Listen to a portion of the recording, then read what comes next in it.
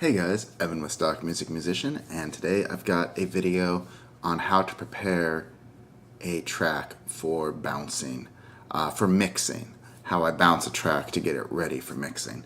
So first I go ahead and record a track the way I want it to sound, making sure to really just focus on the instruments and getting those sounding right.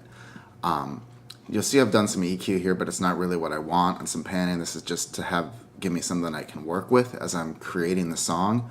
And so when I export, I'm not going to take any of the EQ settings with me, or the pan, or the volume settings. I just want to bring the underlying track. So you'll see stuff here, but when I export, what I really want to do is turn all these MIDI files here into audio files. You'll see there's some vocals and some bass and guitar, but a lot of this stuff is MIDI and a loop or two. So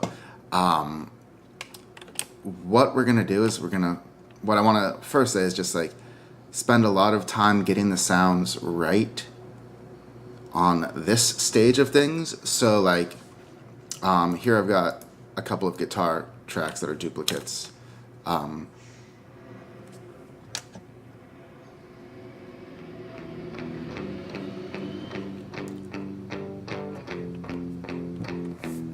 And so I spent a lot of time EQing them via the actual amp built into the amp simulator itself, as opposed to the EQ here, because that's going to give you a more natural sound for a guitar. So like, you know, I've got the guitar rig here, and so like spending more time adjusting the bass and the treble on the amps or on the Radical piano, using its EQs to shape the tone, to make sure that the tones are as close as possible before I actually start adding things like EQ and compression for real.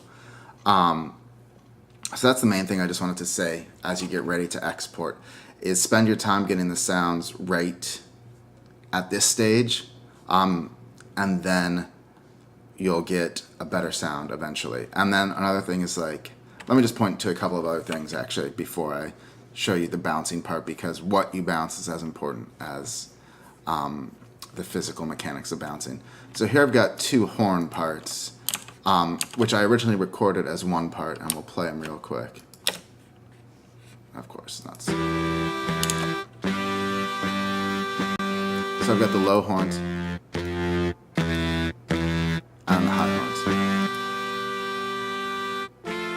And I originally recorded them as one part, but as I start to think about how I might actually use this song, I'm not sure I want so much of the high horns. I might not have them throughout the whole song, but I know I want those low horns sort of kicking in there.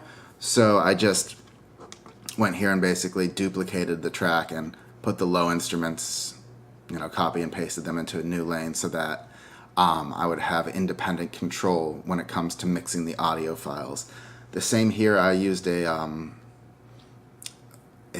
drum track, and basically I just created multiple instances. The cymbal, clap, and ride are all on the same instrument, and originally I played them together, you know, sort of like a Kong, and then I'm breaking them out into 3 MIDI channels so that I can actually have 3 files when I bounce to mix at different levels. And then here, the other thing I want to point out is there's the vocal channels down here, and I've got a few comps that I'm working together with, and I'm not going to export all the scratch vocals. I'm just going to export the comp, or the compilation, I guess.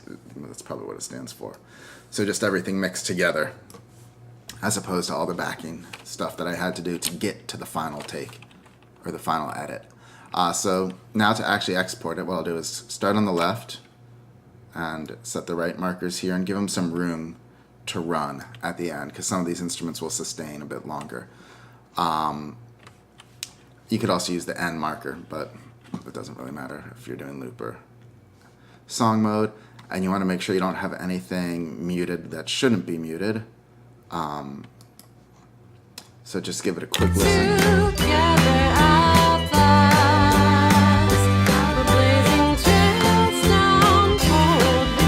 And so again, this isn't mastered or mixed even really. It's just scratch. But okay, so now then you'll look at the mixer. There's different volume levels. There's some panning going on.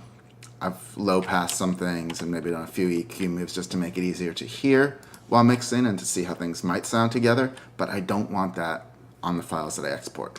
I want to actually do all my mixing together. So now what I'm going to do is go to Bounce Mixer Channels.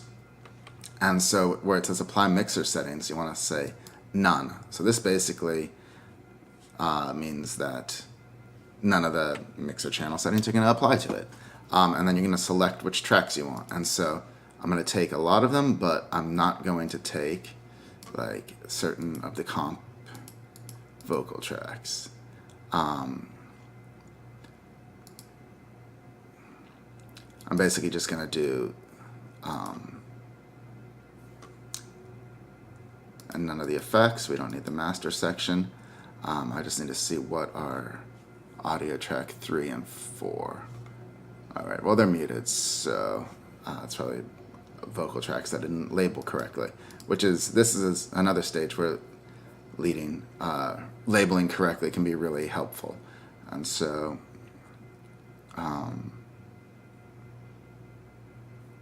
the comp tracks both go to the lead track, so that's why I'm not going to do the lead, because some of the comps had to take a little, there's some phrasing overlaps. Okay, so now we're going to turn dither off because we don't want any dithering going on because we're still working on the track. And instead of doing new tracks to song, we're just going to do we're going to do loop from the left to the right marker, and we're going to bounce them to audio files on a disc. And we don't want to normalize because that's what the mastering process is going to be about. So now we're going to hit OK. You'll find a folder you like and save it there. And that's that. You basically wait a bunch of time and it renders it all out, and then you're good to go. So we'll pick up in a later video about how you actually would import this into a mix, but I hope this showed you how to get your recording ready for mixing. Thanks so much.